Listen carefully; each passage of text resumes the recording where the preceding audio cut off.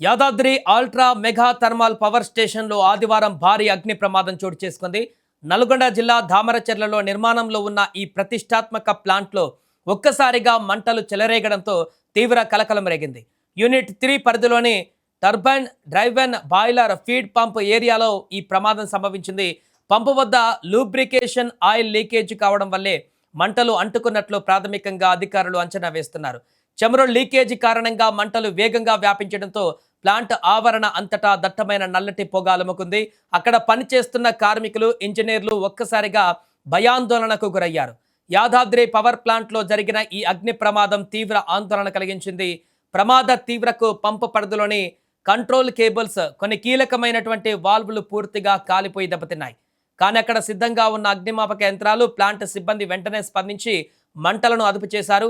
దీంతో ప్రధానమైనటువంటి యంత్రాలైన మెయిన్ టర్బైన్లు, బాయిలర్లకు ఒక భారీ ముప్పు తప్పిందని చెప్పాలి. ఈ ప్రమాదంలో ఎలాంటి ప్రాణ నష్టం జరగకపోవడంతో అధికారులు ఊపిరి పీల్చుకున్నారు. ప్రమాదం జరిగిన వెంటనే సమాచారం అందుకున్న జెన్కో ఉన్నతాధికారులు ఘటనా స్థలానికి చేరుకున్నారు. ఇక ప్రమాద స్థలాన్ని పూర్తిగా పరిశీలించి జరిగిన నష్టాన్ని అంచనా వేశారు.